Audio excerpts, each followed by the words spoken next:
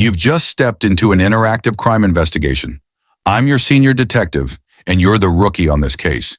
Grab your free detective's log PDF below so you can track the evidence as we move through the case.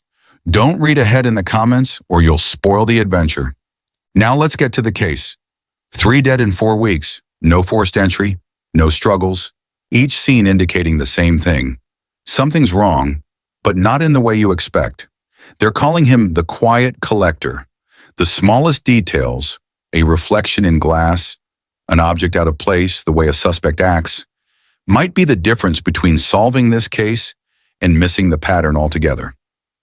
Maya Tal, 29, a morning regular at her favorite cafe. Coffee was routine, but today, when no one was watching, she slipped the cafe's mug into her tote, a coffee mug with the cafe's logo on it. That afternoon in her apartment, she used the cup as a pot for a small plant.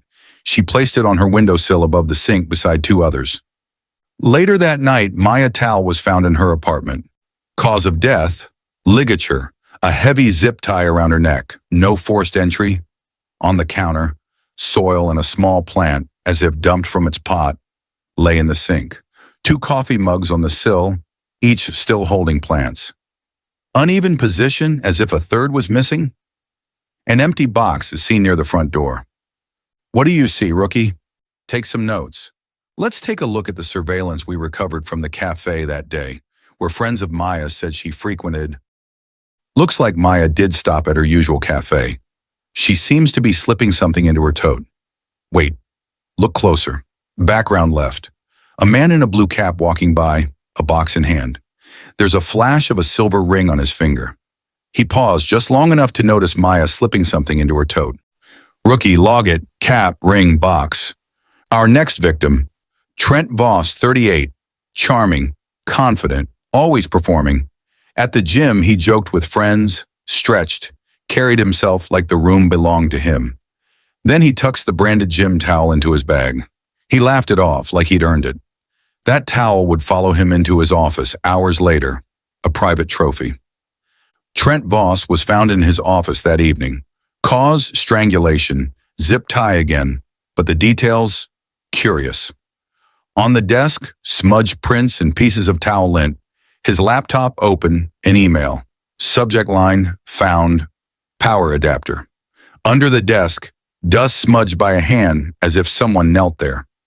Rookie, what do you see? We know Trent teaches spin classes at the local gym. We received surveillance video from the gym. Looks like earlier that evening, Trent, after spin class, is putting one of the gym's towels in his bag. Look at the background. A man in a blue cap with a maintenance cart.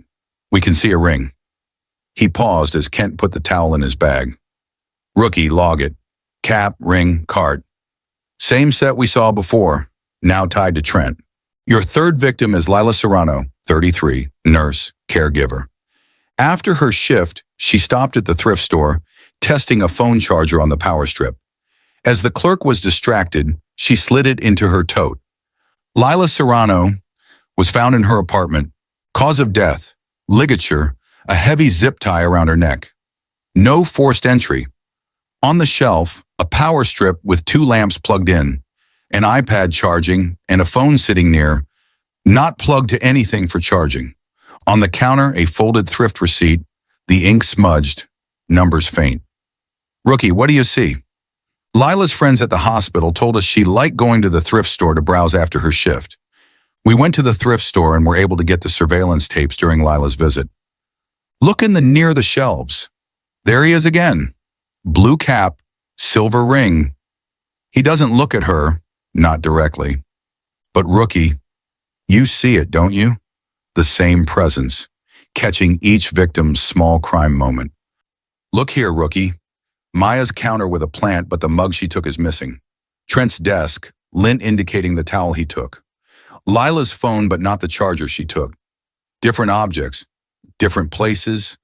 This is a pattern, as I'm sure you recognize that.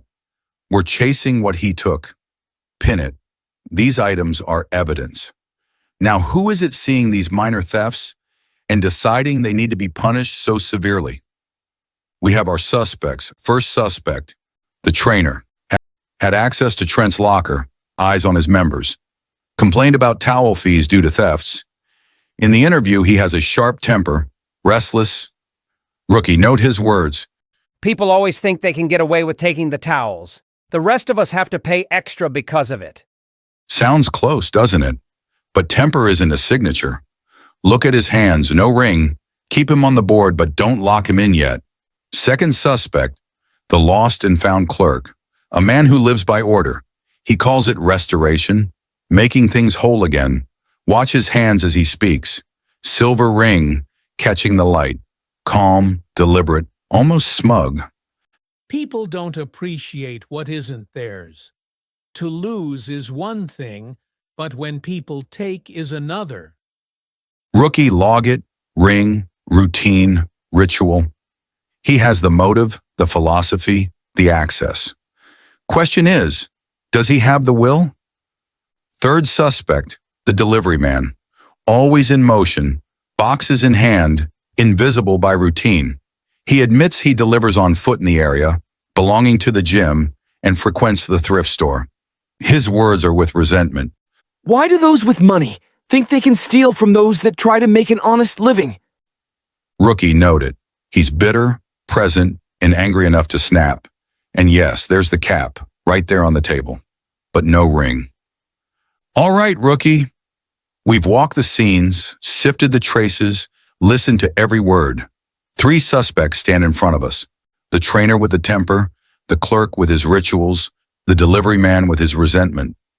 Each could fit, but only one does. This is where you weigh in. Who saw what was taken? Who believed it had to be balanced? Mark it in your detective's log. Post your theory with timestamps, and don't ruin it by reading ahead. This is your case now. The answer to who did it? The clerk. Silver ring. Access to every lost claim from businesses witnessing such discord. When a claim comes in, he fulfills his duties by returning items lost. A life built on records. The quiet collector wasn't acting out of anger. He was fulfilling claims. Every theft logged in his private ledger, and when balance tipped, he restored it. His way. You closed this case, Rookie. Maybe you caught him before I did. Maybe you'll watch again and see what you may have missed. But remember this. Killers like the quiet collector don't see murder. Victims aren't people to them. Stay sharp, Rookie. Make sure to subscribe and hit the notification so you can help me solve the next case.